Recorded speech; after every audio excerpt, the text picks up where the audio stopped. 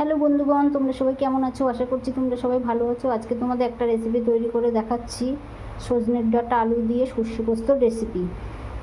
সজনের ডাঁটা আলু দিয়ে সর্ষে পোস্তর রেসিপি তৈরি করার জন্য এখানে লাগছে দুটো বড় সাইজের আলু কেটে নিয়েছি, আর নিয়েছি সজনের ডাঁটা, আর এখানে সর্ষে আর পোস্ত, 2 চামচ সর্ষে, 2 চামচ পোস্ত আর 4টে কাঁচা লঙ্কা একসঙ্গে বেটে রেখে দিয়েছি। এবার আমি গ্যাসটা জ্বালাবো। এবার কড়াইতে আমি সর্ষের তেল দেবো।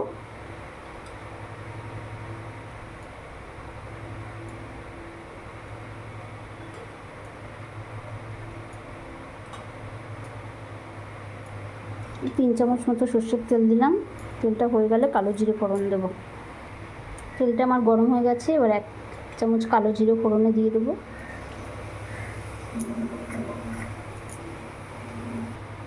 ফোড়নটা হয়ে গেছে, আলুগুলো দিয়ে দেবো।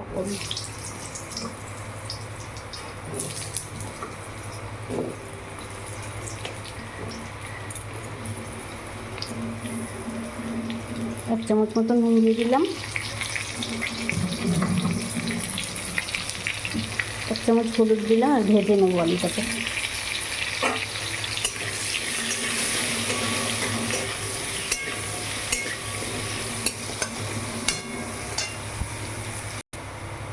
আলুটা আমার ভাজা ভাজা হয়ে গেছে।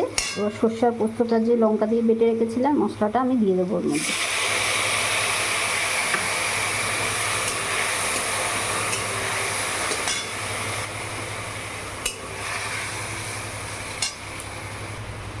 দেখো মশলাটা হয়ে গেছে, এবার আমি সজনের ডাঁটাগুলো দিয়ে দেবো।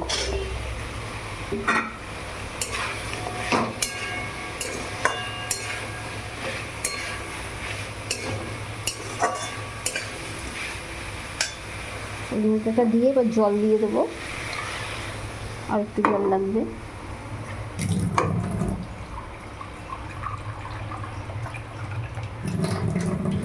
সজনের ডাঁটাটা সিদ্ধ হবে, আলুটা সিদ্ধ হবে, জলটা একটু লাগবে। ব্যাস।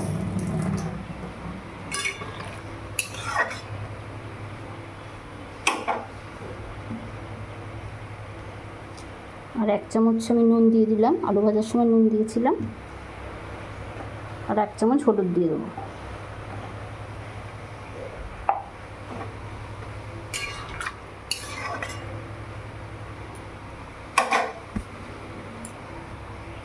পাঁচ মিনিটের জন্য আমি ঢেকে দেবো। 5 মিনিট পর আমি ঢাকনাটা তুলব। 5 মিনিট হয়ে গেছে, এবার আমি ঢাকনাটা তুলে ফেললাম। তোমরা দেখো আলুগুলো সিদ্ধ হয়ে গেছে, সজনের ডাঁটাটাও হয়ে গেছে। এবার আমি 2 চামচ মতো চিনি দিয়ে দেবো। 1.5 চামচ মতো দিলাম, চিনি দেবো না।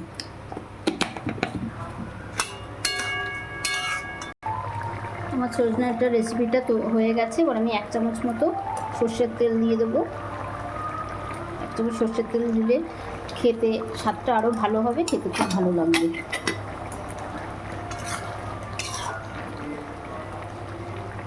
রেসিপিটা হয়ে গেছে, এবার 2 মিনিটের জন্য আমি ঢাকা দিয়ে রেখে দেবো। আমার সজনের ডাঁটা রেসিপিটা তৈরি হয়ে গেছে। তোমাদের যদি এই রান্নাটা ভালো লেগে থাকে তাহলে আমার চ্যানেলটিকে লাইক করো, শেয়ার করো, সাবস্ক্রাইব করো। Thank you.